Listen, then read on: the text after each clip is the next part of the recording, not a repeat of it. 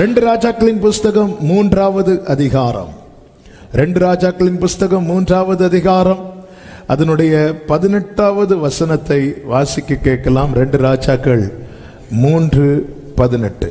இது கர்த்தரின் பார்வைக்கு அற்ப காரியம், மோவாபியரையும் உங்கள் கையிலே ஒப்பு கொடுப்பார். இது கர்த்தரின் பார்வைக்கு அற்ப காரியம். இந்த மாதம் கர்த்தர் இந்த வார்த்தையை கிருபையாய் நமக்கு வாக்குத்தத்தமாய் தந்திருக்கிறார். இந்த மாதம் அல்ல, எல்லா மாதமும் நாம எது எது ரொம்ப பெருசு நினைக்கிறோமோ அது கர்த்தரின் பார்வைக்கு அற்ப காரியம். எத்தனை பேர் இதை விசுவாசிக்கிறீங்க?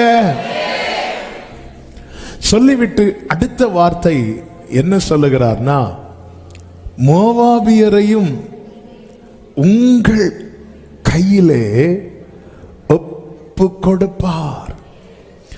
ஏன் இந்த வார்த்தையை சொல்லுகிறார்? இவங்க வந்தது எதுக்கு அப்படின்னா, தண்ணீர் இல்லை, வாழ்க்கையில ஒரு இல்லாத ஒரு சூழ்நிலைக்காக தேவ சமூகத்தில் வந்து நிற்கும் போது நீங்க காற்றையும் காண மாட்டீர்கள், மழையும் காண மாட்டீர்கள், ஆனாலும் பள்ளத்தாக்கு தண்ணீரால் நிரப்பப்படும். அங்கேயே முடிச்சிருக்கலாம்.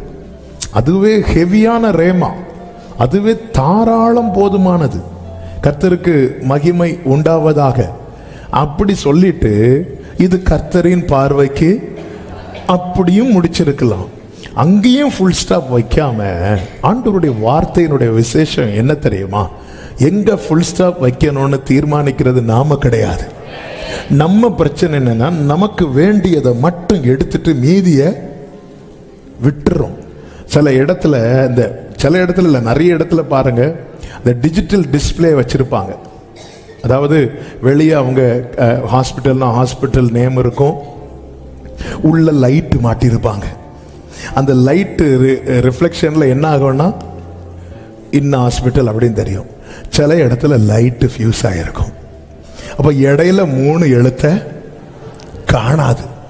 இது போலதான் நம்ம கூட கர்த்தர் நிறைய பேசினாலும் அங்க இங்கேயா பிச்சு எடுத்துட்டு அப்படி வார்த்தையை பார்த்த ஆண்டவர், நீ இன்னும் என்ன காயப்படுத்தி உனக்கு திருப்தி ஆகல.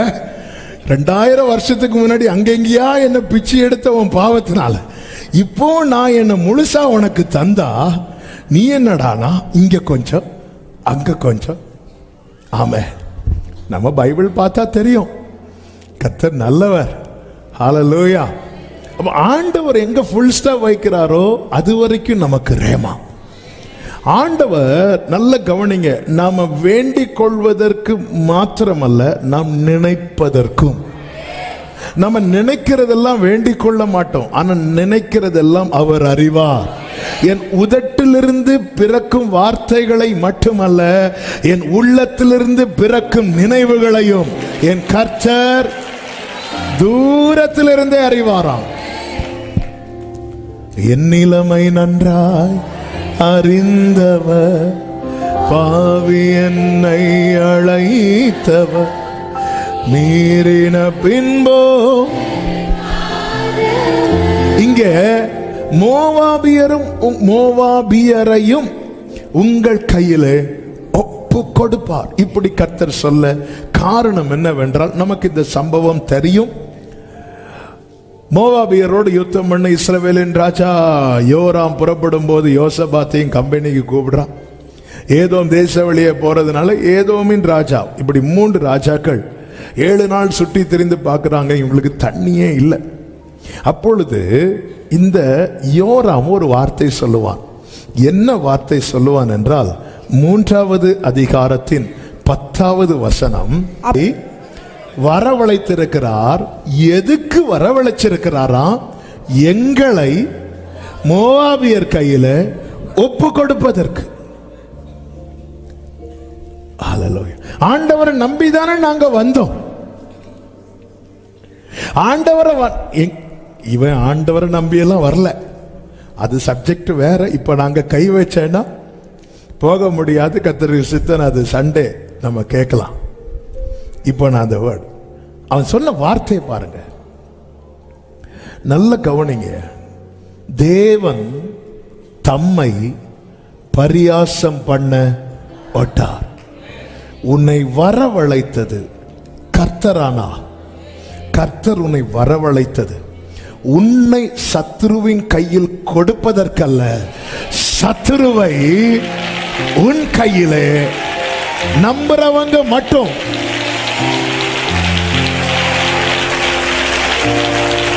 ஆமென். ஆனா சிச்சுவேஷன் எப்படி இருக்கும் தெரியுமா? நம்மை சத்துருவின் கையில கொடுப்பது போல தான் இருக்கும். எகிப்துக்கு யோசேப்பு எப்படி கொண்டு போகப்பட்டான் தெரியுமா? விலங்கிடப்பட்டு, அடிமை வஸ்திரம் தரிப்பிக்கப்பட்டு. கர்த்தர் யோசேப்பை வரவழைத்தது எகிப்துக்கு யோசேப்பை கொடுப்பதற்கல்ல, எகிப்தின் பொக்கிஷத்தை, எகிப்தின் உயர்ந்த ஸ்தானத்தை யோசேப்புக்கு கொடுப்பதற்கு. இன்னைக்கு அநேகருடைய புலம்பல், அவங்க கையில என்ன கொடுத்துட்டாரு, இவங்க கையில போய் மாட்டிட்டேனே. இந்த யோராமை போல புலம்பிக் கொண்டிருக்கிறோம். இன்று பேசும்படி இந்த வேத பகுதியை வைத்து ஜெபித்த போது கர்த்தர் தெளிவாய் 3 காரியத்தை பேசினார். அதில் ஒரு காரியம்தான் இது. கர்த்தர் என்னை வரவழைத்திருக்கிறார்.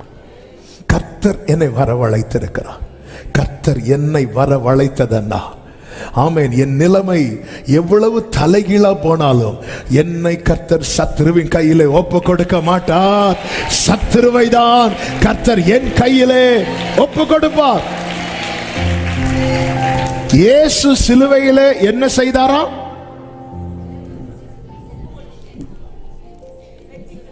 வெற்றியை எப்படி சொல்லணும்? இயேசு சிலுவையிலே வெற்றி சிறந்தார். ஆனா வெற்றி சிறக்க இயேசுவுக்கு என்னெல்லாம் நடந்துச்சு?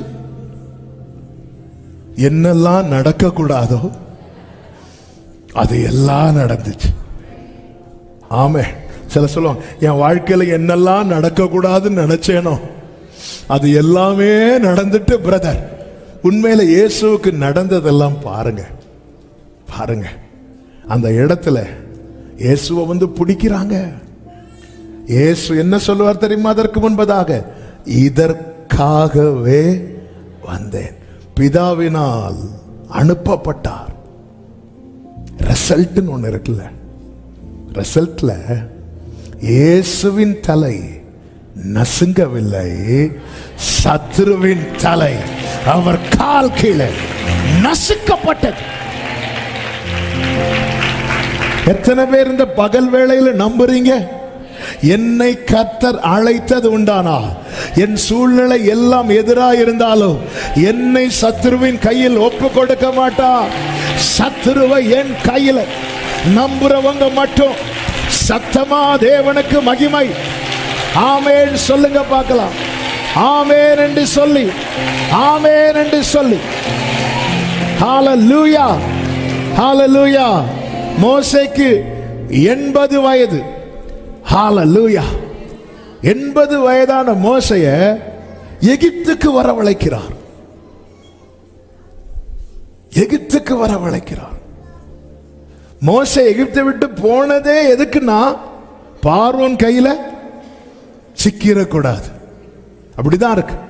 பார்வோனுக்கு பயந்து அவன் எகிப்தை விட்டு ஓடினான் என்று யாத்திராகமத்திலே 2வது அதிகாரத்தில் நாம் பார்க்கிறோம். இப்ப மோசேக்கு வயசு 80. நல்ல கவனி, மோசே வயதானவன். 40 வயதுல மோசே வல்லவன். வல்லவனான மோசே பார்வோன் கையில நான் சிக்கிருவேன் பயந்து ஓடுறான். ஆனா இப்பொழுது வயதான மோசைய கர்த்தர் வரவழைக்கிறார். ஆமே. அதாவது சொல்லுவாங்க, வல்லவனுக்கு புல்லும் ஆயுதம், வயதானவனுக்கு எதுவுமே ஆயுதம் கிடையாது. வல்லவனுக்கு புல்லும் ஆயுதம், வயதானவனுக்கு ஏதுங்க ஆயுதம்? ஆயுதத்தை கையில பிடிக்க முடியுமா? தூக்க முடியுமா? வயதான மோசே கையில இருக்கிறது ஒரு தடி, ஒரு கோலு. கர்த்தர் வரவழைக்கிறார். நீ வா, நீ வா, பார்வோன்ட்டு போ. ஆரோன்ட்டு போன்னு சொன்னாலாவது கொஞ்சம் ஆறுதலா இருக்கும். பார்வோன்ட்ட போன்னு சொன்னதும் பயங்கரமா இருக்கும். ஆமென். சில நேரத்தில் கர்த்தர் வரவழைக்கிறது ஆரோன்ட்ட போகல, பார்வோன்ட்ட போகிறதுக்கு. ஆரோன்னாலாவது கொஞ்சம் ஆறுதல். அவன் என்ன பார்த்ததும் கட்டி பிடிப்பான், கிஸ் பண்ணுவான், தம்பி நல்லா இருக்கியா, சும்மாவாவது விசாரிப்பான். சிலர் நம்மளை சும்மாவாவது நல்லா இருக்கீங்களான்னு கேட்பாங்க. ஹல்லேலூயா. ஆமென். ஆனா அந்த பார்வை நம்மளை பார்த்தாலே விறுவிறுவிறுன்னு வரும். என்ன கர்த்தர் வரவழைத்தது ஆரோன பார்க்கறதுக்கு அல்ல, பார்வோன பார்க்கறதுக்கு. ஆமென். வல்லவனா இருந்த போதே அவ்வளவு தூரம் ஓடனேன், இப்ப வயதானவனா இருக்கிறேன், என்னை ஏன் வரவழைக்கிறார்? எப்படி என்ன மாட்டி விட்டுருவாரோ? இல்ல இல்ல இல்ல. வயதான மோசைய கர்த்தர் வரவழைத்தது மோசைய பார்வோன் கையில ஒப்பு கொடுப்பதற்கல்ல, பார்வோனையும் அவன் சேனையும் மோசே கையில. ஆமென். பார்வோனே, உன் சத்துருவின் முடிவு மோசே உன் கையில தான் இருக்கு, என் கையிலயா இருக்கு. நான் என்ன செய்ய, நீயும் கையை நீட்டு. அவன் செய்யறதெல்லாம் கர்த்தர், ஆனா மோசே உன் கையில தான் இருக்கு. ஏ சத்துரு நினைச்சிட்டான் உன் தலையெழுத்து அவன் கையில இல்ல, மோசே அவன் தலையெழுத்து உன் கையில இருக்கு. ஆண்டவரே நான் என்ன செய்யணும்? நீ உன் கையை நீட்டு, நீ உன் கையை நீட்டு. பார்வோன் சிங்காசனத்திலிருந்து இப்படி கையெல்லாம் நீட்டி பார்த்தான். மோசே நான் ஒன்னும் ஒப்பு கொடுக்கல, ஆனா மோசே நீ நிக்கிறது வனாந்தரம், நீ நிக்கிறது சிவந்த சமுத்திரத்துக்கு முன்னாடி, நீ உன் கையை நீட்டு. உன் கண்ணுக்கு முன்னாடி பார்வோனும் அவன் சேனையும் ஒரு திரி அணைகிறது போல. இது எப்படி சாத்தியமாச்சு? 40 வயதில் வல்லவனான மோசைக்கு சாத்தியமாகாதது வயதான மோசைக்கு எப்படி சாத்தியமாச்சு? இது மோசையா வந்தது அல்ல, கர்த்தர் வரவழைத்தது. யோராம் நீ என்ன சொன்ன? கர்த்தர் எங்களை ஒப்பு கொடுக்க வரவழைத்தார்கள். இது கர்த்தர் வரவழைத்ததானா? எழுதி வச்சுக்கோ, மோவாபியரை உன் கையில ஒப்பு கொடுப்பா. வயதான மோசே வரவழைத்து பார்வோனையும் அவன் சேனையும் ஒப்பு கொடுத்தார். இளைஞனான தாவீதை வரவழைக்கிறார். யுத்த களத்தில் அவனுக்கும் யுத்தத்துக்கும் சம்பந்தமே கிடையாது. கோலியாத் தாவீதை பார்த்து அவன் எப்படி இருக்கிறவனா பார்க்கிறானா? இளைஞனா இருக்கிறான். சின்ன பையன். இவன் கையில் ஆயுதம் இல்லை, பட்டயம் இல்லை, ஈட்டி இல்லை. அவன் இவனை பார்த்து அசட்டை பண்ணினான். 1 சாமுவேல் 17:42 சொல்லப்பட்டிருக்கிறது. பெயிலே படாத பிள்ளை அவனை இப்படி எல்லாம் அசட்டை பண்ணினான். கர்த்தர் இவனை வரவழைத்தார். தாவீதுக்கு நல்ல நிச்சயம் இருந்தது, நான் வந்ததற்கு. உண்மையிலே தாவீதை அங்க அனுப்புனது எதற்காக? தகப்பன் ஈசாய் அனுப்புனது சாப்பாடு கொடுக்க, கர்த்தர் அனுப்புனது யுத்தம் பண்ண. ஆமென். சிலர் மூலமாய் நாம் அனுப்பப்படுவோம். அவங்களுக்குள்ள நம்மை குறித்த பெரிய திட்டம் இருக்கணும்னு அவசியம் கிடையாது. ஆனால் நான் போகும் வழியை ஈசாய் நினைச்சிருப்பாரு, அங்க போய் யுத்தம் பண்ணி என் பிள்ளை ஜெயிக்க போறான். ஈசாய்க்குள்ள தாவீதை குறித்து திட்டம் கிடையாது. சில நேரத்தில் நம் பெற்றோருக்குள்ள கூட நம்மை குறித்த நல்ல திட்டம் இருக்காது. ஆனால் நாம் தோன்றும் முன்னமே நம்மை தெரிந்தெடுத்த தேவனுக்குள்ள நம்மை குறித்த திட்டம் இருக்கும். ஈசாய்க்கு ஏதாவது தெரியுமா? ஈசாயை போய் விசாரிச்சுட்டு வா, அவ்வளவுதான். ஈசாய்க்குள்ள திட்டம் இல்லை தாவீதை குறித்து, எந்த திட்டமும் இல்லை.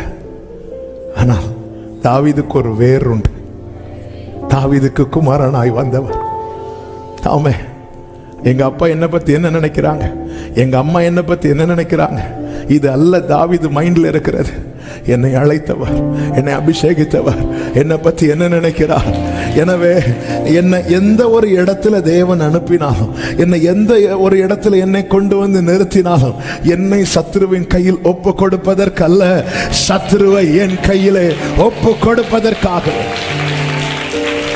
இளைஞனான தாவீதின் கையிலே கோலியாத் ஒப்பு கொடுக்கப்பட்டான். இன்னொருவன் உண்டு, பயந்தவன். ஒரு பயந்தவன் சொல்லுங்க பைபிள்ல, கிதியோன்.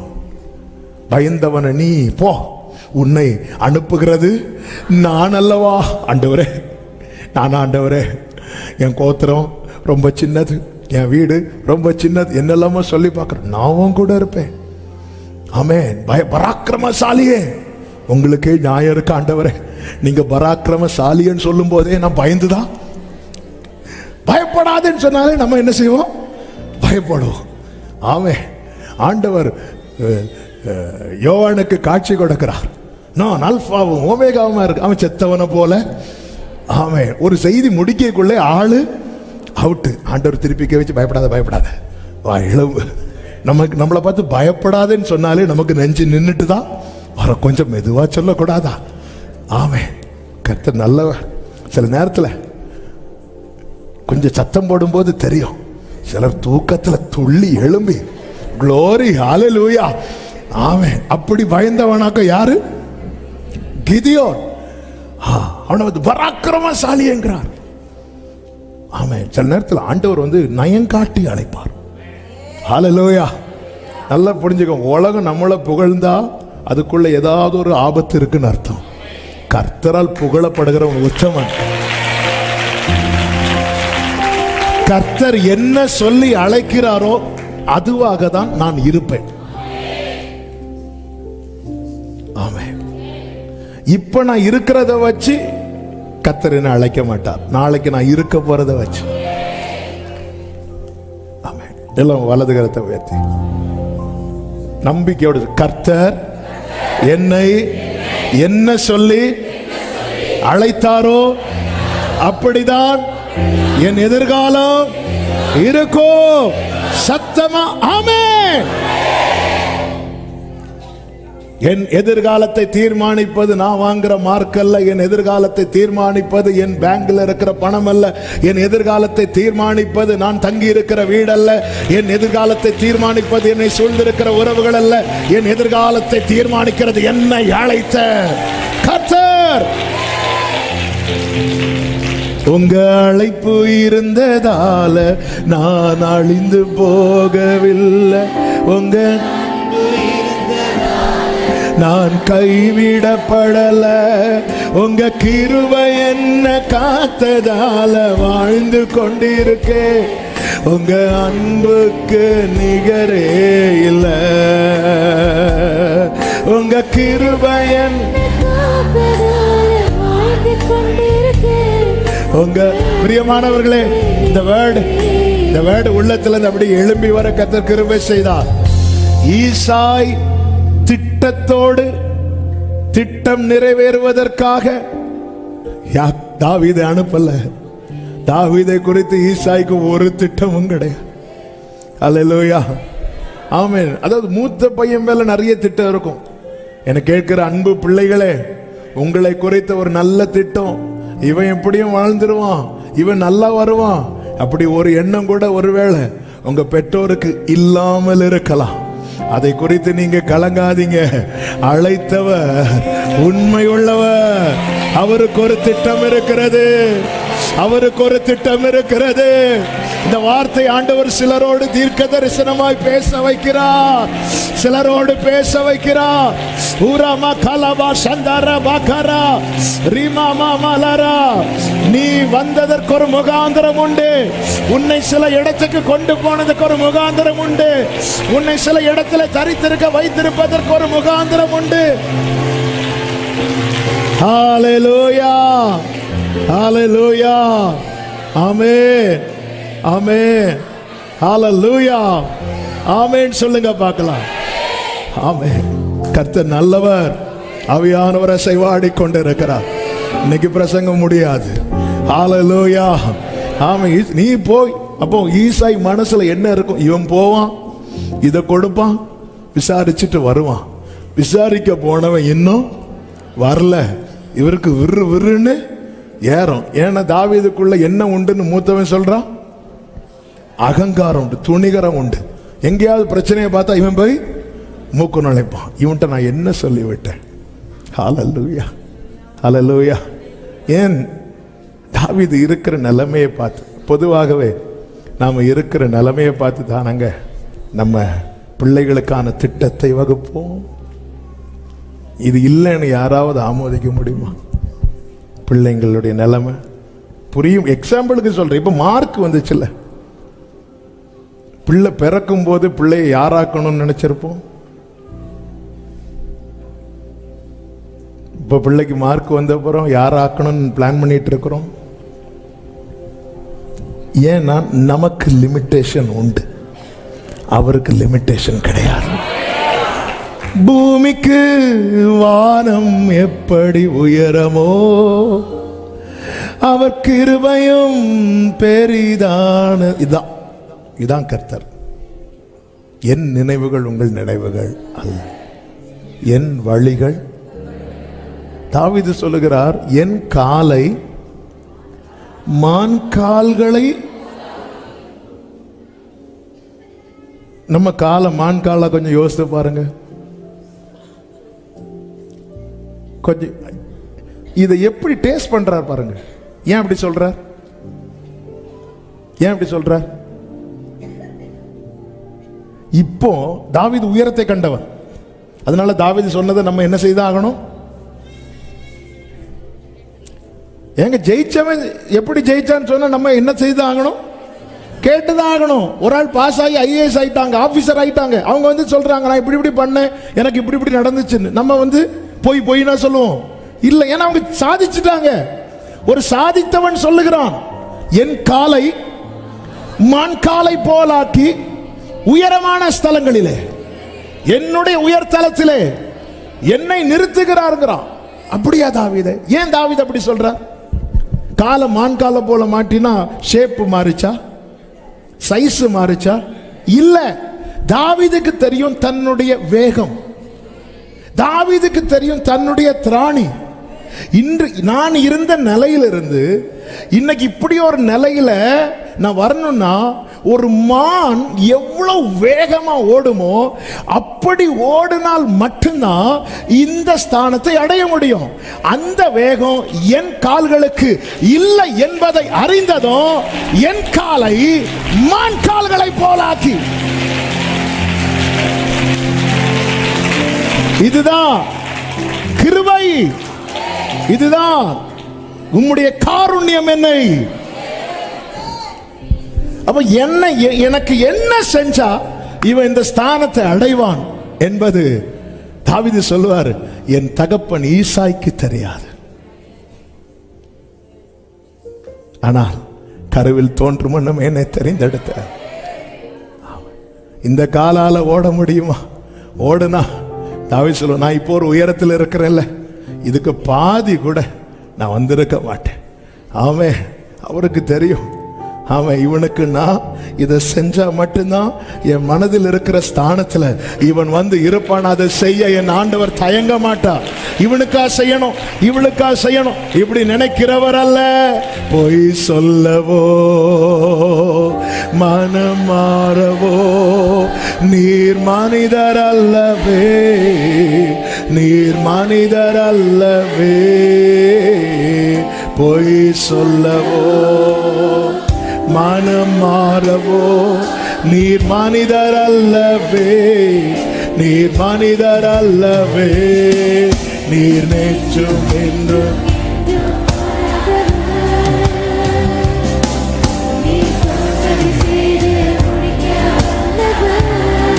காலங்கள் மாறலாம், காலங்கள் ஓராமா சேமாமரோ ரிமாம்ரே லரே.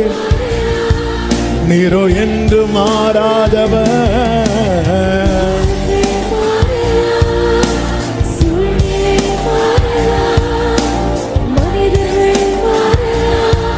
நீரோ என்று மாறாதவர். ஹalleluya. பயந்தவனை பார்த்து பராக்கிரமசாலி என்றார். அவனை மீதியானியர் இருக்கிற இடத்துக்கு கொண்டு போகிறார்.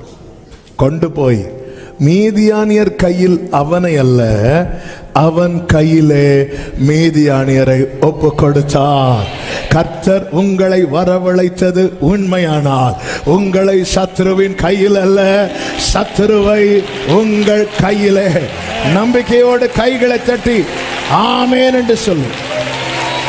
இரண்டாவது காரியம் இங்கே சொல்லப்பட்டிருக்கிறது 20வது வசனத்திலே, மறுநாள் காலமே பலி செலுத்தப்படும் நேரத்திலே இதோ இரண்டாவது சொல்லப்படுகிற இன்றைய செய்தி என்னவென்றால், இவர்கள் எதை தேடி போனார்கள் தெரியுமா? இங்கே தீர்க்கதரிசி யாராவது இருக்கிறாங்களா அப்படின்னு யோசபாத் கேட்கும்போது ஒருவன் என்ன சொல்லுகிறான்? எலியாவின் கைக்கு தண்ணீர் வார்த்தவன் இருக்கிறான். உடனே யோசபாத் சொல்லுகிறான், அவன்கிட்ட என்ன இருக்கு? வார்த்தை இருக்கிறது. அப்ப இவங்க எதை தேடி வராங்க? சத்தமா சொல்லுங்க. வார்த்தையை தேடி வராங்க. தண்ணீர் இவர்களை தேடி வருது. இவர்களுக்கு இப்ப வேண்டிய நன்மை என்னது? தண்ணீர். ஆனால் இவர்கள் எதை தேடி வரார்கள்? வார்த்தையை தேடி வரார்கள். வார்த்தையை ஒருவன் உண்மையாய் தேடுவான் என்றால் அவனுக்கு வேண்டிய நன்மை அவன் இருக்கிற இடத்துல அவனை தேடி வரும். இவங்க 7 நாள் சுற்றி பார்த்து என்ன இல்ல? தண்ணீர் இல்ல. ஆனா இவங்க இப்போ எதை நோக்கி போறாங்க தெரியுமா? வார்த்தையை நோக்கி. வார்த்தையை தேடுங்கள். இப்போ அவர் சமீபமா இருக்கிற டைம், அவரை கண்டடையத்தக்க சமயம். ஒரு காலம் வரும் சபையே, ஒரு காலம் வரும் வசனம் கேட்கக்கூடாத பஞ்ச காலம். ஜனங்கள் அலைவாங்கலாம். எதுக்கு தெரியுமா? வார்த்தைக்கு. இந்த ரேமாவுடைய வேல்யூ இன்னைக்கு அநேகருக்கு தெரிய மாட்டேங்குது. இந்த வார்த்தையை தேடுங்க. தாவீது சொல்லுகிறார் சங்கீதம் 119:82 எப்பொழுது என்னை தேட்டுவீர் என்று இருக்கிறாரு. எதுக்காக வெயிட் பண்ணிட்டு இருக்கிறார் தெரியுமா? ரேமா. எப்போ நிறைய வாசிட்டேன்பா, கண்ணெல்லாம் வலிக்குப்பா, எனக்கான ரேமாவை தாங்கப்பா, எனக்கான வார்த்தையை தாங்கப்பா. இந்த தாவீது சொல்லுகிறார், என் ஜீவனுள்ள நாளெல்லாம் நன்மையும் கிருபையும், நான் எந்த நன்மையும் தொடர நான் தேடுகிற வார்த்தை என்னை அனுமதிக்கவில்லை. மாறாக நன்மை என்னை தொடருகிறது. ஒரு நாள் 2 நாள் அல்ல, என் ஜீவனுள்ள. வார்த்தையை தேடுங்கள் ஒவ்வொரு காரியத்துக்காக. ஆண்டவரே நீங்க என்ன சொல்லு? நீர் பேசாவிட்டால் நான் உடைந்து போவேன்.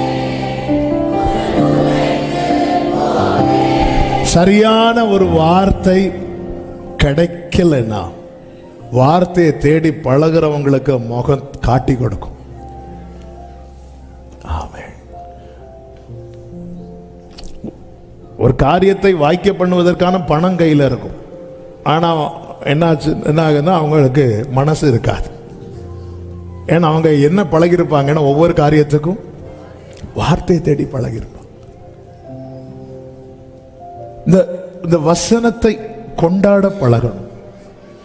இது ரொம்ப ப்ரெஷியஸா பார்க்கணும் சபையை இன்னைக்கு.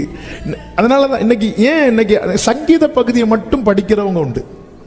சங்கீதம் படிக்கக்கூடாதுன்னு சொல்லல. ஏன் அதை தாண்டி நம்மளால போக முடியலன்னா நம்ம அதை அவ்வளோ ப்ரெஷியஸா நினைக்கல. அதான் விஷயம்.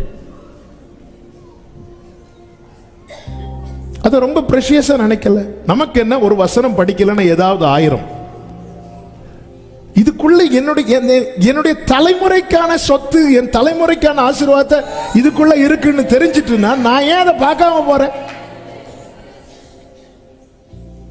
என்னுடைய கர்த்தருடைய வருகை மட்டும் வருகிற தலைமுறைக்கான மொத்த காரியம் பைபிளுக்குள்ள இருக்கு.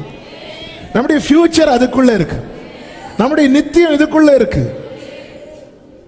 பொக்கிஷம் இருக்கு, புதையல் இருக்கிறது. அதாவது இந்த வார்த்தையை தேடாதவங்க ஒவ்வொரு காரியத்துக்காய் அலைய வேண்டி இருக்கும். இது சில வார்த்தைகள் இது சத்தியம், அதனாலதான் பேசுறேன். அதனாலதான் ஆண்டவர் சொல்லி, நீ முதலாவது தேவனுடைய ராஜ்யத்தையும் அவருடைய நீதியை தேடு. அஞ்ஞானிகள் அலையிறான். தேவனை நம்பாதவன் ஒவ்வொரு எண்ணத்தை உண்போன்னு சொல்லிட்டு அலையிறான், அதுக்கு எண்ணத்தை உடுப்போன்னு சொல்லிட்டு அதுக்கு அலையிறான், எண்ணத்தை குடிப்போன்னு சொல்லிட்டு அதுக்கு அலையிறான், ஒவ்வொரு காரியத்துக்கு அலையிறான். இனி நீ அலைந்து கொண்டு இருக்க மாட்டாய். அப்படித்தான வாக்குத்தத்தம் இருக்கு. என் வாழ்க்கையில நான் ஒரு காரியத்துக்காய் அலைகிறேன் என்றால், என் வாழ்க்கையில எந்த தேடல் குறைந்து விட்டது என்றால், வார்த்தையை குறித்த தேடல் குறைந்து விட்டது. ஆமென். உட்காரணும், பைபிளை உட்கார்ந்து படிக்கணும். ஒரு இடத்துல நம்ம உட்கார்றனாலே நம்ம கொஞ்சம் டைம் ஸ்பெண்ட் பண்ண போறோம் அர்த்தம். பஸ்ல ஏறிட்டோம், அடுத்த ஸ்டாப்ல இறங்குறோம்னா உட்கார மாட்டோம். ஏன்னா உட்கார்ந்து எழும்புறதுக்குள்ள பஸ் போயிடும். ஆமே. ஒரு ஆள் நிக்கிற, உட்காருங்க, இல்ல இல்ல அடுத்த ஸ்டாப் தான், அடுத்த ஸ்டாப் தான். ஆனா ஒருத்தங்க பஸ்ல ஏறிட்டு சீட் இல்லாத இடத்துலயும் சீட்டை தேடிட்டு இருப்பாங்க. ஏன் தெரியுமா? அவங்களுக்கு போக வேண்டிய தூரம். அப்படியே இருந்து ஜோமணும், யாராவது எழும்ப மாட்டாங்களா? ஆண்டவரே ஆண்டவரே. பிரதர் அண்ணா பாருங்க, பார்த்ததும் டக்குன்னு வந்து, ஏன்னா அவங்களுக்கு வேணும். நான் கொஞ்ச நேரம் இந்த பஸ்ல இருக்க போறேன், அதனால எனக்கு என்ன ஆகணும்? பைபிளை உட்கார்ந்து படிங்க. வேற கதையை நின்னு கேளுங்க. அதன் அர்த்தம் என்ன? சீக்கிரம் சொல்லுங்க, எனக்கு டைம். அவங்க சொல்ல வந்ததை மறந்துடுவாங்க. நம்ம நேரா மாத்தி ஒரு விஷயம் தெரியுமா? வாங்க சிஸ்டர், டீ குடிச்சுட்டே பைபிள் எப்படி படிக்கிறது? இப்படி போறவில்ல, இயேசுவே ஸ்தோத்திரம். ஏன்னா அவங்க ஜாக்கிங் பண்ணிட்டு இருக்கிறாங்களா. ஜாக்கிங் பண்ணும்போதே உன்னதமானவரின் அதுக்கு என்ன வரும்? அடுத்து வரும்போது மறைவில் இருக்கிறவன். ஆனா வேற கதையை பேசும்போது உட்கார்ந்து. ஏன் அலைய வேண்டியது வாழ்க்கையில? என் வாழ்க்கையில நான் நன்மைக்காக அலைகிறேன் என்றால் something wrong.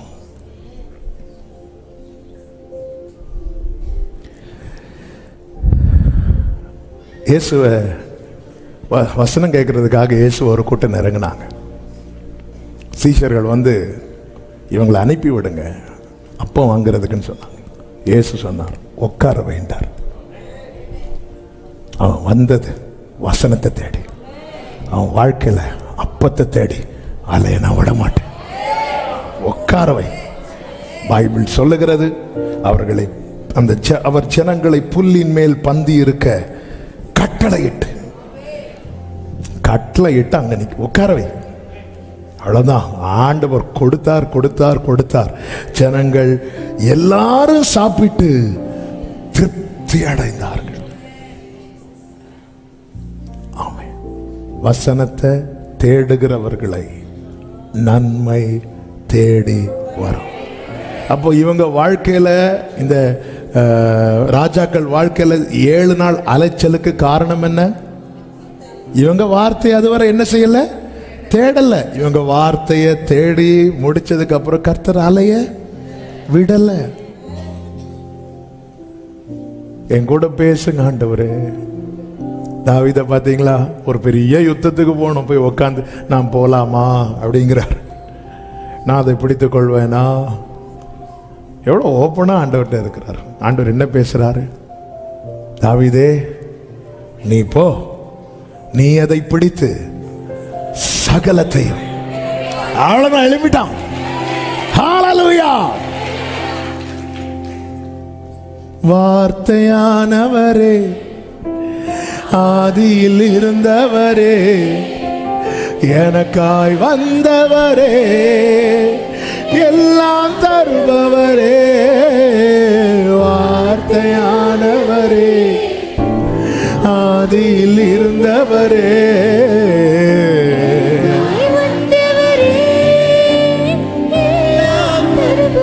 ஆமென். வார்த்தை. உண்மையாய் தேவனை தேடுகிறவன் யார் தெரியுமா? அவன் வார்த்தையை தேடுகிறவன். அவர்தான் வார்த்தை. ஆண்டவர் சமூகத்தில் இருந்த எந்த காரியத்தையும் சொல்லிட்டு, ஆண்டவரே இதுக்கு நீங்க என்ன பேசுறீங்க ஆண்டவரே, அப்படி ஜெபம் பண்ணிட்டு ஜெபத்தோடு பைபிள் எடுத்து வாசிங்க. சில நேரத்தில் திறந்ததும் கண்ணில் காட்டுவார், சில வாசிக்க வைப்பா, சில பகுதியை வாசிக்க வைப்பா. வாசிங்க. ஒன்றும் பேசலையா, திரும்ப வெயிட் பண்ணுங்க ஆண்டவர்கிட்ட. நமக்கான ரேமா வரும்போது என்ன ஆகும் தெரியுமா? எம்மாவிற்கு போன சீஷர்கள் சொன்னார்கள், அவர் வேதத்தை நமக்கு விளக்கி காட்டின போது நம்முடைய இருதயம் கொழுந்து விட்டு எறியவில்லையா? அதனால தான் பார்த்துருக்கீங்களா, சில வேர்டு வரும்போது நமக்கான ரேமா வந்ததுக்கு அப்புறம் அடுத்த செர்மன் நமக்கு மண்டையில ஏறாது, வரும். ஆனாலும் இதுதான் நமக்குள்ள போட்டு என்ன ஆயிட்டு இருக்கோம்னா பிடிச்சி அடிச்சுட்டே இருக்கும். வார்த்தையை தேடுங்க. ஆவியானவர் சபைகளுக்கு சொல்லுகிறது, அவரை அப்பா என்று அழைக்கிற தேவ பிள்ளை அப்பத்துக்கு அலைந்து திரிவதை, ஒரு நீதிமானுடைய சந்ததி அப்பத்துக்கு அலைந்து திரிவையவே அவர் விடமாட்டார்னா, மகா நீதிபரரை அப்பா என்று அழைக்கிற அன்பு உள்ளமே என் வாழ்க்கையில வலது கரத்தை உயர்த்தி, அப்பா ஆண்டவரே நான் உங்களை அப்பான்னு கூப்பிடுறவன், நான் உங்க ஆண்டவர், இந்த உலகத்துல ஒரு நன்மைக்காக நான் அலைந்து திரிகிற நிலைமை எனக்கு வரவே கூடாது. அப்படியே ஒரு ஜெபம் பண்ணுங்க, அப்படியே ஒரு ஜெபம் பண்ணுங்க, அப்படியே ஒரு ஜெபம். நான் உங்களை அப்பான்னு கூப்பிடுறவன் ஆண்டவரே, ஹல்லேலூயா. அப்பான்னு கூப்பிடுற பிள்ளை சரியில்லை, ஆனா என் அப்பா சரியானவர், என் அப்பா மகா நீதிபரர். நான் உங்கள் அப்பான்னு அழைக்கிறவன், நான் உங்கள் அப்பான்னு அழைக்கிறவன். என் வாழ்க்கையில ஒரு காரியத்துக்காக நான் அலைந்து திரிகிற நிலைமை எனக்கு வராதபடி என்னை காத்துக்கொள்ளும், என்னை காத்துக்கொள்ளும். ஆமென், ஆமென் சொல்லுங்க பார்க்க. மூன்றாவதாக 20வது வசனத்தை வாசியுங்கள். தாமதிக்காது, தாமதிக்காது. பைபிள்ல என்ன சொல்லப்பட்டிருக்கிறது? குறித்த காலத்துக்கு என்று. அப்ப தேவனுடைய காரியம் எல்லாம் சரியான நேரத்தில் நடைபெறும். சரியான நேரம். இந்த இடத்துல இவங்களுக்கான சரியான டைம் ஆண்டவர் குறித்து வைத்திருந்தார். Next day morning. அப்ப வார்த்தையை ஒருத்தன் வாங்கிட்டான்னா அவனுடைய அடுத்த நாள் ஒரு சரியான விடியலி நாள். இதை நான் கொஞ்சம் தியானித்த போது, ஒருவேளை டிலே ஆயிருந்தா என்ன ஆயிருக்கும், இங்க தாமதித்திருந்தா என்ன ஆயிருக்கும்? தாமதித்திருந்தா என்ன ஆயிருக்கும் தெரியுமா? யோராம் சொன்னது நடந்திருக்கும். அதாவது நம்ம விசுவாசத்தில் இருக்கும்போது நம்ம வீட்டில் அவிசுவாசத்தில் இருக்கிறவங்க நம்ம கூட இருப்பாங்க. இது ஃபேக்ட். நாம ஒன்று சொல்லுவோம், அவங்க இன்னொன்று சொல்லுவாங்க. நம்முடைய வாழ்க்கையில் நடக்க வேண்டியது சரியான நேரத்தில் நடக்கலைன்னா அவங்க சொன்னது தான் நடந்துட்டு இருக்கும். நான் சொன்னேன் பாத்தியா, நான் சொன்னேன் பாத்தியா, நான் சொன்னேன் பாத்தியா. வார்த்தையுடையவன் வாழ்க்கையில் அவன் சொன்னது நடந்தால் அவன் என்ன சொல்லுவான் தெரியுமா? கர்த்தர் எனக்கு சொன்னது நடந்துச்சு பாத்தியா. வார்த்தை இல்லாதவன் ஒரு காரியத்தை சொல்லி நடக்கும்போது அவன் என்ன சொல்லுவான் தெரியுமா? நான் சொன்னேன் பாத்தியா. இந்த இடத்துல தாமதித்திருந்த என்ன, இவங்க தளர்ந்திருப்பாங்க. இவங்க தளர்ந்தால் மோவாபியர் ஈஸியா வந்து தூக்கி இருப்பாங்க. அப்போ யோரோமின் ராஜா யோசபாத்தை பார்த்து சொல்லி, நான் சொன்னேன் இல்லை, நான் சொன்னேன் இல்லை. ஒரு 15 நிமிடம் இன்னும் இருக்கிறது, நான் முடிக்க போகிறேன். இனி நல்லா கவனிக்கணும். கர்த்தருடைய வார்த்தை என் வாழ்க்கையில நடக்க வேண்டிய நேரத்தில் நடக்கலைன்னா, என்னை சுத்தி என்ன சொன்னாங்களோ அது நடக்கும். அப்படி நடந்துட்டுன்னா என் வாழ்க்கையில கர்த்தருடைய நாமம் தூஷிக்கப்படும். அப்படி நடந்துடக்கூடாது. அப்படி நடக்காம இருக்கணும்னா என்ன செய்யணும் தெரியுமா? என்னால ஒரு தாமதம் வரக்கூடாது. என்னால தாமதம் வருமா? வரும். 400 வருடத்திலே விடுதலை, இதுதான் இஸ்ரவேலருக்கு தேவன் நியமித்தது. ஆனால் இஸ்ரவேலர் எகிப்திலிருந்து வெளியே வரும்போது 430 வருஷம் ஆச்சு. 30 இயர்ஸ் டிலே ஆச்சு. ஏன் டிலே ஆச்சு? ஒன்று, மோசே அழைப்பை தட்டிட்டே இருந்தான். டிலேயாக வேதனை அதிகமாயிட்டே இருந்துச்சு, நஷ்டங்கள் அதிகமாயிட்டே இருந்துச்சு. எனக்கான டைம் வரும்போது மறுநாள் காலமே இந்த யோசபாத்தும் இவர்களையும் நீங்க பார்த்தீங்கன்னா பலி செலுத்தப்படும் நேரத்தில், அதன் அர்த்தம் என்ன? வார்த்தையை பெற்றவன் பிரசன்னத்தில் இருக்கணும். வார்த்தையை பெற்றவன் பிரசன்னத்தை விட்டு இன்னொரு இடத்துல இருப்பான் என்றால் அவன் வாழ்க்கையிலே வார்த்தை தாமதமாகும். ஆதியாகமம் எடுக்க வேண்டாம், நோட் பண்ணிக்கோங்க. 17:1 கர்த்தர் ஆபிரகாமோடு என்ன சொல்லுவார் தெரியுமா? நான் சர்வ வல்லமையுள்ள தேவன். அடுத்த வார்த்தை, நீ எனக்கு முன்பாக நடந்து கொண்டு. அதன் அர்த்தம் என்ன? ஆபிரகாமே, குறித்த காலம் வந்துட்டு. அப்படிதான் பைபிள்ல இருக்கு. கர்த்தர் குறித்த காலத்துல, குறித்த காலம் வந்துட்டு, இந்த டைம்ல என் பார்வை விட்டு நீ அங்க இங்க போயிடக்கூடாது.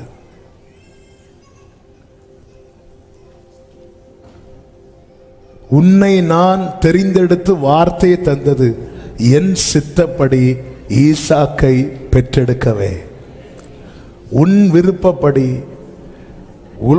உறவுகளின் விருப்பப்படி இஸ்மவேலை பெற்றெடுக்க அல்ல. ஆண்டவர் என் பார்வை விட்டு போயிடாத, ஏன் அந்த டைம் வருது. அதனாலதான் எருசலேமை பார்த்து இயேசு ஏன் கண்ணீர் வடிக்கிறார்? உனக்கு கொடுக்கப்பட்ட காலத்தை அது மிஸ் பண்ணதுனால அதற்கு வர வேண்டிய மேன்மையை அது இழந்தது. வார்த்தை இருக்கு, காலம் குறிக்கப்பட்டு விட்டது, அதை நோக்கி தேவன் நடத்தி கொண்டிருக்கிறார். நான் எதில் இருக்கணும் தெரியுமா? அந்த வார்த்தைக்கு உள்ள இருக்கணும். வார்த்தையை விட்டு நான் வெளியே இருப்பேன் என்றால், வார்த்தை கொடுக்கப்பட்டது உண்மைதான், காலம் எழுதப்பட்டது உண்மைதான், ஆனால் என் வாழ்க்கையிலே அதை சுதந்தரிக்க முடியாமல் போய்விடும். லூக்கா 2வது அதிகாரத்திலே சிமியோன் என்கிற ஒரு தேவ மனிதனை குறித்து சொல்லப்பட்டிருக்கிறது. அங்கே அந்த வசனம் எப்படி ஆரம்பிக்கிறது என்றால் 25வது வசனத்தை பாருங்கள். சிமியோன் என்னும் பேர் கொடுக்கப்பட்டது. அது தேவ மனிதர்களை கொண்டு பேசுவார், வசனத்தை எடுத்து பேசுவார். தீர்க்க தரிசனத்தின் மூலமா அவருக்கு எப்படி நம்ம கிட்ட கன்வே பண்ணணும்னு அவர் பிளான் வச்சிருக்கிறாரோ அப்படி பேசுவார். அப்போ பரிசுத்த ஆவியினால் வார்த்தை அவனுக்கு கொடுக்கப்பட்டது. இங்க பாரு, இதுதான் வாழ்க்கையில நடக்கும். அதுவரை இந்த தீபம் அணையாது. உடனே சிமியோன் என்ன செய்கிறான் தெரியுமா? அதனுடைய 25 பிற்பகுதியிலே சொல்லப்பட்டிருக்கிறது, அவன் மேல் பரிசுத்த ஆவி, Holy Ghost was upon him, அவன் மேல் இருந்தார். அதன் அர்த்தம் என்ன? அவன் பரிசுத்த ஆவியானவருக்கு கீழே இருந்தான். ஒருத்தங்க கீழே இருப்பதுன்னா என்ன தெரியுமா? அவங்க இஷ்டப்படி செயல்படுவது. இளைய குமரன் தகப்பனை விட்டு போனது தகப்பன் மேல அன்பு குறைவினால் அல்ல, தகப்பனுக்கு கீழ் இருப்பதை விரும்பாததுனால. இயேசு கிறிஸ்து தம்மை தாமே தாழ்த்தி வந்து கீழ்ப்படிந்தவரானார். இயேசு பிதாவுக்கு சமமா இருப்பவர், ஆனா பிதாவின் இஷ்டப்படி செய்ய அவர் விரும்பினதுனால அவர் தம்மை பிதாவுக்கு கீழே வந்துட்டார். அவரே வந்தார், தம்மை தாமே வெறுமையாக்கி. நான் கீழே இருக்கிறேன், நான் உங்களுக்கு, நீங்க சொல்லுங்க, நான் செய்யறேன், நான் கீழே இருக்கிறேன். வாக்கு தத்தத்தை உடையவன் தன் இஷ்டம் போன போக்கில், தன் கால் போன போக்கில், தன் மனம் போன போக்கில் நடக்கவில்லை. தன் மாம்சத்தையும் மனசையும் பிரியப்படுத்த அவன் ஓடவில்லை. அப்படி ஓடி இருந்தால் இந்த வாக்கு தத்தம் என்பது அவன் வாழ்க்கையில் நிறைவேறாத ஒன்றா இருந்திருக்கும். அவன் என்ன செய்யறான் தெரியுமா? ஹோலி ஸ்பிரிட்டுக்கு கீழே இருக்கிறான். ஹோலி ஸ்பிரிட் அவனை எப்படி மாற்றுறார் தெரியுமா?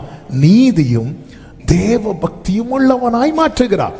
நீதியும் ஜஸ்ட் அண்ட் ரைச்சஸ், நீதியும் தேவ பக்தியும் உள்ளவன் என்றால் என்னவென்றால், அதை ஒரே லைன்ல சொல்லணும்னா, பைபிள்ல செய் என்று சொல்வதை செய்வதும் செய்யாதே என்று சொல்வதை செய்யாதிருப்பவனே நீதியும் தேவ பக்தியும் உள்ளவன். கர்த்தர் யார் அப்படி மாத்துறார் தெரியுமா? வாக்குத்தத்தமுடையவன. இல்ல எனக்கு தோணுனதெல்லாம் நான் செய்வேன், எனக்கு வேர்டு இருக்கு, எனக்கு சொல்லி இருக்கிறார். எத்தனை வருஷமா சொல்லிட்டு இருக்கீங்க சகோதரா, எத்தனை வருஷமா சொல்லிட்டு இருக்கீங்க சகோதரி. தேவன் தம்மை பரியாசம் பண்ண விட்டார். அந்தந்த காலத்துல செய்ய வேண்டியதை அவர் செய்வார். என் வாழ்க்கையில வாக்குத்தத்தம் நிறைவேறவில்லை என்றால் 2 ரீசன். 1, எனக்கான டைம் இன்னும் வரவில்லை. 2, என்னால் அது தாமதமாகிக் கொண்டிருக்கிறது. வாக்குத்தத்தம் மாறாது, ஆனா தாமதம் உண்டு. அதனாலதான் பைபிள் இருக்கு, தாமதித்தாலும் தாமதம் அவரால் வராது. ஏன்னா காலத்துக்கு உட்பட்டவர் அல்ல, காலத்தை உண்டாக்கினவர் அவர். அதனால அவரால் அப்படி தாமதம் ஆகுது தெரிஞ்சா கிளாக்க டைமை மாற்றுவார் ஆண்டவர். ஆமென். டைமே மாற்றுவார் ஆண்டவர். சாயங்காலம் முடிய வேண்டிய யுத்தம் முடியல, சூரியன் ஆண்டவரே நிக்க வச்சிருக்க, சூரியன் போச்சுன்னா டைம் முடிஞ்சு. சூரியன் போகாது, சூரியன் நிக்கும், நீ யுத்தம் பண்ணு. காலத்தையும் சமயத்தையும் மாற்றுகிறவர், ராஜாக்களை தள்ளி ராஜாக்களை ஏற்படுத்துகிறவர், நாம் ஆராதிக்கிற ஜீவன் உள்ள தேவன். வாக்கு தத்தத்தை உடையவன் எப்படி இருக்கிறான் பாருங்க. என் வாழ்க்கையில என்ன மாற்றம், என் வாழ்க்கையில என்ன மாற்றம் இருக்கிறது. தேவ பிரசனம் தங்கி இருக்கத்தக்க என் வாழ்க்கை இருக்கிறதா, இது ரொம்ப முக்கியம். 99 வயசு, 99 வயசு ஆபிரகாமுக்கு என்னங்க பண்ண முடியும்? சரீரம் எப்படி இருந்துச்சா? ஏதாவது பாவம் செய்ய முடியுமா ஆபிரகாமுக்கு? அப்போ ஒரு வாக்குத்தத்தை நிறைவேறுகிறவன் அந்த பார்வையை விட்டு போயிடக்கூடாது என்பதில் அவர் எவ்வளவு கவனமா இருக்கிறார். ஆபிரகாமே, எனக்கு ஒரு ஆசை இருக்கு. ஆபிரகாமே, என்ன ஆசை ஆண்டவரே? உன் வாழ்க்கை நாளைக்கு எப்படி எழுதப்படும் தெரியுமா? குறித்த காலத்தில் இவனுக்கு கொடுக்கப்பட்டது நிறைவேறிற்று. சில நேரத்தில் நம்மளை ஏன் ஸ்ட்ரிக்டா பிடிக்கிறார் தெரியுமா? நாளைக்கு நம்முடைய சரித்திரம் எழுதப்படும் போது, நம்முடைய தலைமுறைகள் எடுத்து வாசிக்கும் போது, எங்க முற்பிதாக்கள் வாழ்க்கையில, எங்க அப்பா அம்மா வாழ்க்கையில ஆண்டவர் சொன்ன வார்த்தை சொன்ன டைம்ல நிறைவேறினது. ஆமென். எங்க தாத்தாக்கு சொன்னது அப்படியே எங்க தாத்தா வாழ்க்கையில் நிறைவேறல, ஆனா எங்க அப்பா வாழ்க்கையில் நிறைவேறுன்னு பார்த்தேன், அதுவும் முடியல. இப்ப என்கிட்ட வந்திருக்கு. அதாவது நான் உன் வாயில் அருளிய வார்த்தை உன் வாயில் இருந்தும், அது வார்த்தை இருக்கு, ஆள் இல்லை. வார்த்தை அடுத்த வாயில வந்துச்சு. ஆமே இல்ல, அடுத்த வார்த்தையில சொல்லப்பட்டிருக்கிறது லூக்கா 2:27, அவன் ஆவியின் ஏவுதலில். என்னை யார் ஏவுறா? நான் ஒரு இடத்துக்கு போறேன்னா யாருடைய ஏவுதல்ல போறேன்? என் ஆண்டவர் தீமையை பார்க்க மாட்டாத சுத்த கண்ணன். தீமை தேவனிடத்துல சேராது. நான் எங்க டைம் ஸ்பெண்ட் பண்றேன், எதை நான் விரும்புகிறேன், எங்க இருக்கிறேன்? காத்திருக்கிறவர்களே சிந்தித்து பாருங்கள். 2 விஷயம் இருக்கு. 1, நாம அவருடைய சமூகத்தை விட்டு விலகக்கூடாது. 2, அவர் நம்மளை விட்டு போயிடக்கூடாது. அவர் போறது தெரியாது, அவர் கூட இருக்கிறது போலவே இருக்கும், போயிருவார். ஆமே. நீதிக்கும் அநீதிக்கும் சம்பந்தம் கிடையாது, விசுவாசிக்கும் அவிசுவாசிக்கும் ஐக்கியம் கிடையாது, தேவ பிள்ளைகளுக்கும் உலகத்துக்கும் ஒத்து போகாது. நீ உலகத்தாரை போல வாழ்ந்து உலகத்தாரை போல இன்பத்தை அனுபவித்து விட்டு ஆராதனைக்கு குறை கிடையாது, விசுவாசத்துக்கு பஞ்சம் கிடையாது. மற்றவர்களுக்கு விசுவாசம் கிளாஸ் கூட நம்ம எடுத்துருவோம், ஆனால் கர்த்தர் செய்வார். எத்தனை வருஷம் ஆச்சு, எவ்வளோ நாள் ஆச்சு? இஸ்ரவேல் ஜனங்களை வாக்கு தத்தம் கொடுத்து அழைச்சிட்டு வந்தார். எகிப்துல வேதனை இருந்தாலும் வேலை இருந்து, எகிப்துல வேதனை இருந்தாலும் வேலை இருந்து, வேலையெல்லாம் விட்டுட்டு வர வச்சிருக்கிறார். கரெக்டா இல்லையா? சம்பளம் சரியா இல்ல, மாட்டுக்கு தான் என்ன கிடைக்கல, வைக்கல் கிடைக்கல. இவங்களுக்கு என்ன கிடைச்சு? இவங்க என்ன எங்க இருந்தா இறைச்சி. வேலையில கொஞ்சம் கஷ்டம் இருந்தாலும் சாப்பாடு என்ன கிடைக்குது? இறைச்சி கிடைக்குது, வெள்ளரிக்காய் கிடைக்குது, பூண்டு கிடைக்குது. Buffet system. அடி வாங்கினதை மறக்கிறதே கால் எடுத்து, ஆண்டவரே எத்தனை காலம் கால் கிடைக்கலன்னா ஒரு பெருமூச்சு. எகிப்துல வேதனை இருந்தாலும் வேலை இருந்து வெளியே கொண்டு வந்துட்டார். எல்லாத்தையும் விட்டுட்டு வெளியே வந்தாச்சு. வெளியே வந்து எத்தனை பேர் சுதந்திரித்தார்கள்?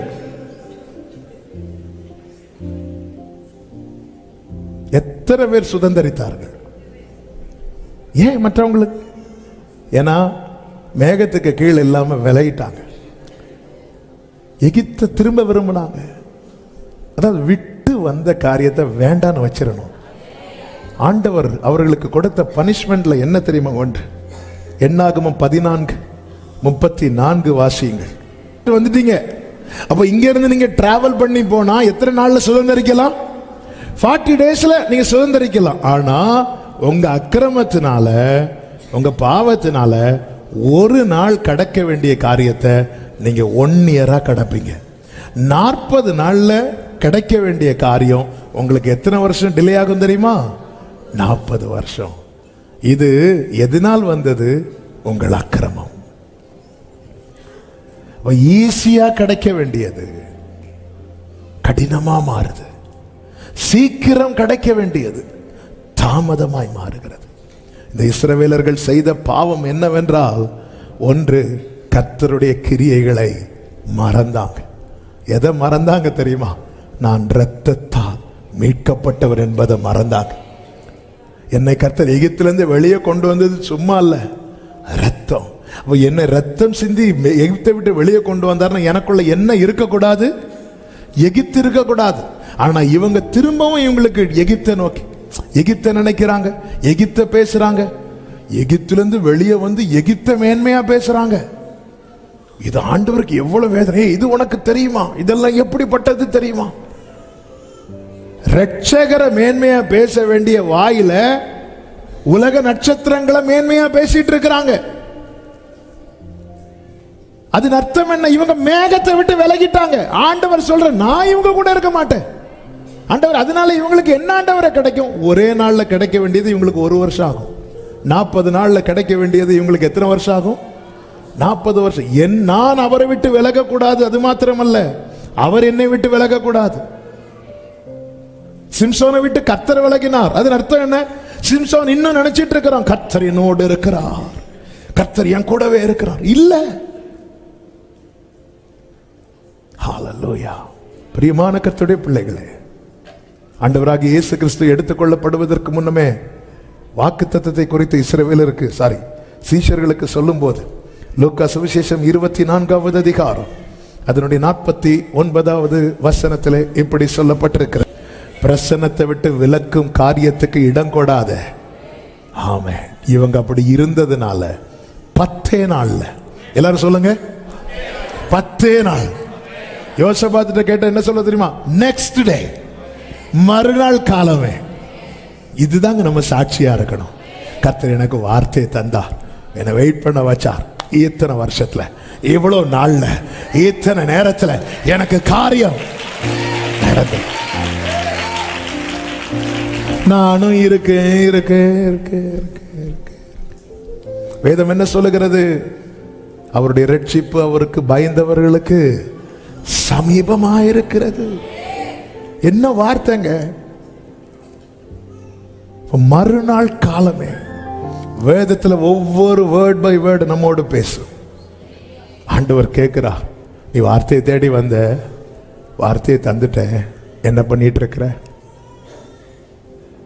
தேவ சமூகத்திலிருந்து பலி செலுத்த வேண்டிய நீ எந்த சமூகத்தில் இருக்கிற? எங்க இருக்கிற? உன் வாழ்க்கையில் தாமதத்துக்கு காரணம் நான் என்று சொல்லிக் கொண்டிருக்கிறாயோ? நான் மீண்டும் சொல்லுகிறேன், 2 காரியம் ஒரு வாழ்க்கையில வாக்குத்தத்தம் நிறைவேறவில்லை என்றால், ஒன்று, வேளை இன்னும் வரவில்லை. இன்னொன்று, நம்மால் தாமதம். நம்ம வேலை வரலன்னு நிர்விசாரமா இருக்கக்கூடாது. நம்முடைய வாழ்க்கையை நாம ஆராய்ந்து பார்க்கணும். வேலை வரல, உண்மைதான், ஒத்துக்கிறேன். ஆனா அதே டைம்ல என் வாழ்க்கையில என்ன மாற்றம், என் பார்வையில மாற்றம் உண்டானதா? என்னுடைய இருதயத்தில் மாற்றம் உண்டானதா? சிமியோன் என்கிற ஒரு மனுஷன் இருந்தான். அவன் நீதியும் தேவ பக்தியும். நேற்று வரை எனக்கு என்ன தோணுதோ அப்படிதான் நான் செய்வேன். எனக்கு எங்க போகணும் தோணுதோ அங்க போவேன். என்ன செய்யணும்னு தோணுதோ அதை செய்வேன். பிரசங்கியின் புஸ்தகம், இந்த வசனத்தை வாசித்து செபிக்கலாம். கடைசி அதிகாரம் 12வது அதிகாரம்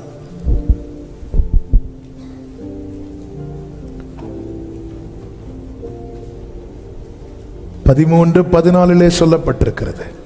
காரியத்தை அவர் கொண்டு வந்து நியாயத்தில் கொண்டு வருவாராம். அப்ப நம்முடைய அந்தரங்க கிரியை எப்படி இருக்கிறது?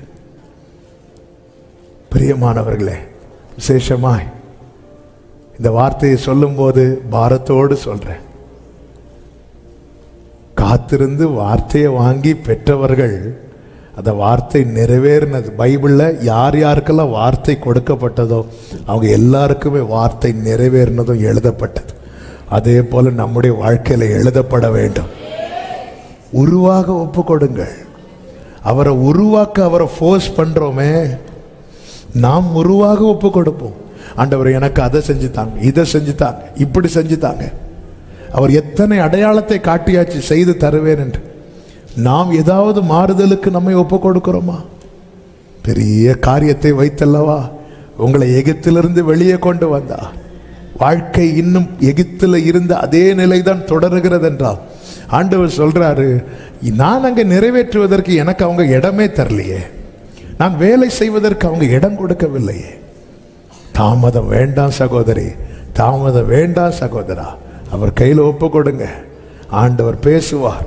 அதே பிரசங்கின் புஸ்தகம் 11வது அதிகாரம் அதனுடைய 10 சொல்லப்பட்டிருக்கிறது, நீ சேராது சேராது.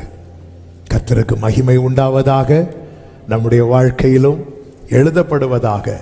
மறுநாள் காலமே, ஆமென். தண்ணீர் அந்த ஏதம் தேச வழியாய் வந்து நிரப்பிட்டு கைகளை உயர்த்தி ஆமேன் சொல்லுங்க பார்க்கலாம். அப்படியே தேவ சமூகத்தில் நம்மை தாழ்த்தி, முடிந்தால் முழங்கார் படிட்டு அல்லது எழும்பி நின்று, உங்களுக்கு எப்படி வசதி.